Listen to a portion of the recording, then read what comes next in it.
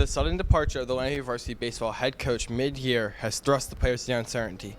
With a new coach now on board, the baseball team finds itself in a challenging scenario, having to adapt to the routines and expectations of a new coach so close to the upcoming season.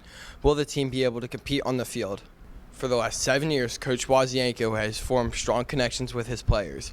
Players grow strong bonds with their coaches, so it is good to have a coach you can rely on and build good chemistry with. Coach Woods is excited to be coaching such a talented team and has high hopes for this upcoming season. I was fortunate enough to get drafted by the LA Angels out of Rowan my senior year. So I spent a few years with the Angels.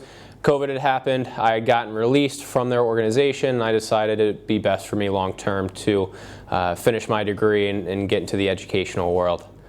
I plan on coaching for the foreseeable future. I don't really have a time to it. Short term would be to win a state championship. I think most coaches would say that. I think it's very deserved for the baseball program. If you prepare individually and as a group, it allows you to adjust and adapt as the season goes on. Lack of preparation will kind of leave you empty-handed.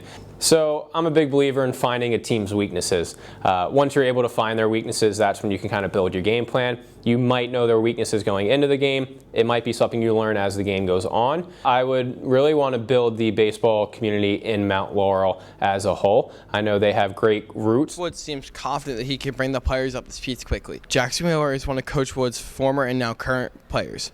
Jackson has played under Coach Woods with the Vandals Travel organization and thinks that Coach Woods is the right fit for the job. I think last year, freshman baseball team, Coach Stahl, he got me to play outfield when I didn't really play outfield too much. I think some injuries definitely brought the team down a little bit, some people being in slumps, but I think how we overcame some of that stuff was we just kept positive vibes in the dugout. Everyone's hyped for the season, and we're all excited for a new coach in the building, so I think he's going to do a really good job. He really works with you. Sometimes if he sees something's wrong with like your swing or mechanics, he will like help you and like try to fix that.